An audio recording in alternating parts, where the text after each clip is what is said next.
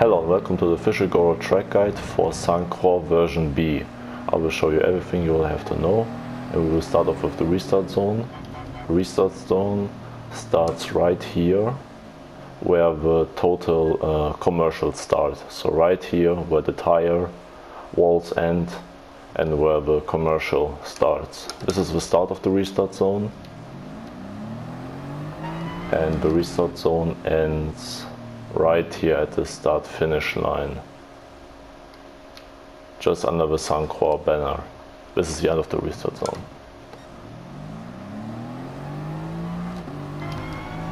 So turn 1. This is the only real place where cutting is effective or has a big impact on lap time. So if you're cutting something like this, or just close, yeah, that's okay. But don't cut over it like that. Don't cut over it like that. But if you're just close over the white line with all 4 tires, no problem. This is a fast zone. You brake, you turn in, and once you turn in, it's basically done for you. But aim for this, 2 tires on the green stuff, on the green tarmac, and that's okay. Do not overextend the room you are given.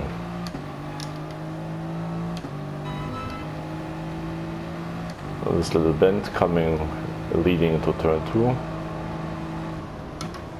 Same here, 2 tires on the tarmac at all times. Same on the exit. But the grass won't help you with acceleration. So this is a really tricky corner complex. All of the next 3 corners are taken in one bit. Like, you cannot think turn 3 and turn 5 separately. They are all stuck together. So the tactic here is to sacrifice speed here and get a better exit out of turn 5 onto the bridge curve. Like, you're staying here on the inside, you're letting it off, braking just a little bit, stay here on the left side, and then having a good and wide radius for turn 5. Also here, 2 tires on the tarmac at all times. Obviously here, this barrier right here, this will catch many guys off, so return to the track as soon as you can to not get hit there and maybe being overtaken.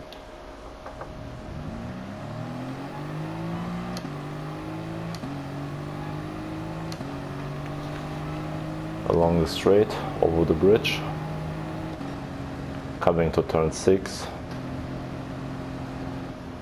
braking zone.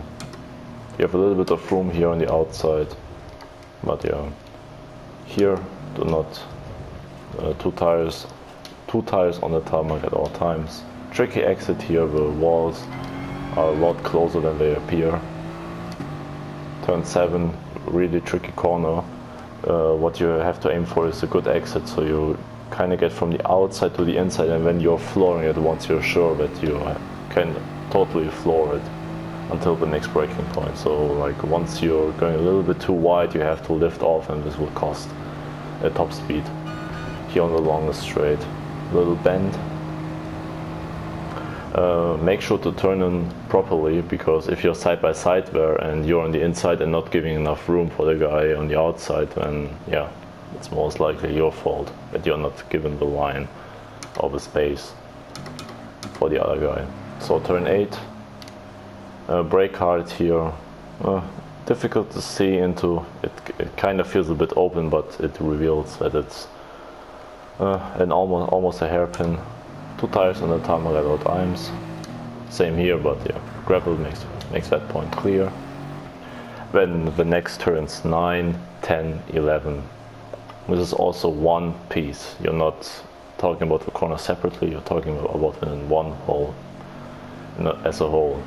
So the thing is that you have to be very smooth here, everything in one movement. And then here you're not flooring it and going to the right side, you're staying on the left side, so that you have a better line for turn 10 and then for turn 11 where the exit is. Here it's really tricky, it's downhill, so when you're turning in here and you're too fast, you will slide to the outside and lose a lot of speed on the exit.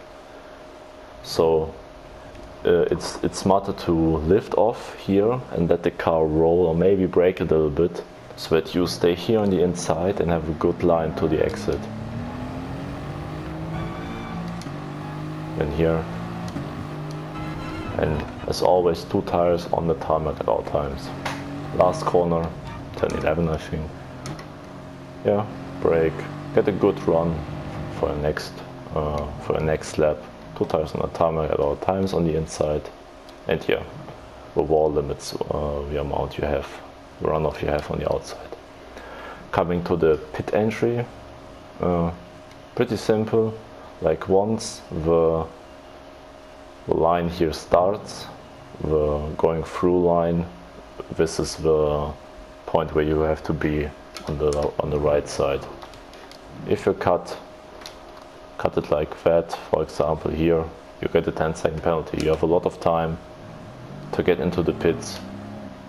You will not get a penalty if you cross over the dotted line, but the drawn through line, this will get you a penalty. Stay here. If you cut this part, no penalty. It's only this bit on here, towards the track, which counts. But here, this one, not really a problem. Into the pits, getting out, and here you're getting released like that.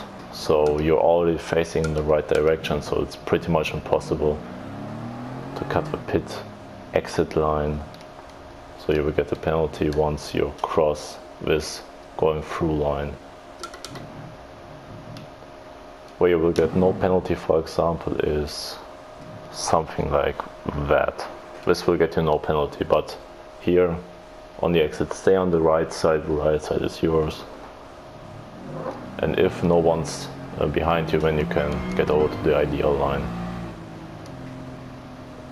So I think that says everything, and now onto the hot lap.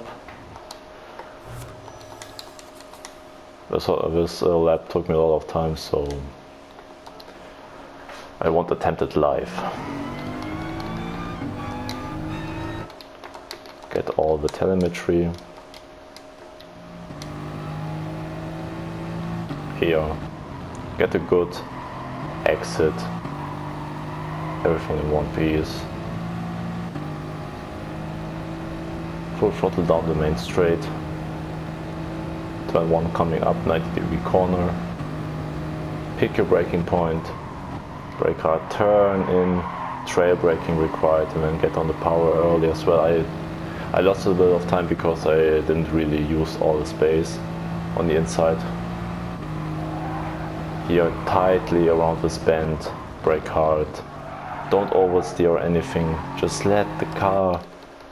Hey, you're getting the car in, and yeah, I will describe it here. You should not oversteer, not understeer, but here early apex, or the other version is when you're going in a little bit later, that you have a really late apex, so you have a nice exit. Here I went just a nice exit, no really over understeer, it's over a little hill basically, so yeah. Staying clean, very crucial, and you will see here what I meant in the track guide info earlier. Brake a little bit, let the car roll, pick the best line so that you have so that you're here in this spot right there, so that you have a good exit for turn 5. Get the car roll up. Here this is over a hill, so if you're flooring it here, you will have massive oversteer or maybe even understeer on the exit, because your front is compressed, and when you're flooring it and then your car gets released after going over the hill, your front tires have less grip, so you understeer and also oversteer because of the weight distribution change. I will play it again in one motion.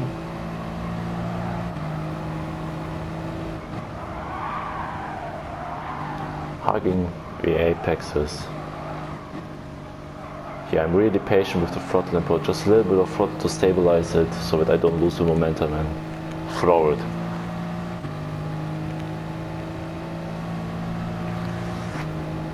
Here to the braking zone after the bridge.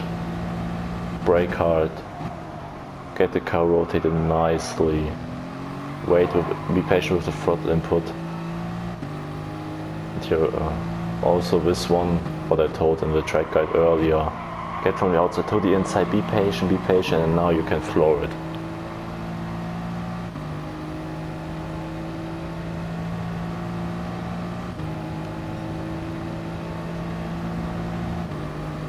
Here, turn in enough.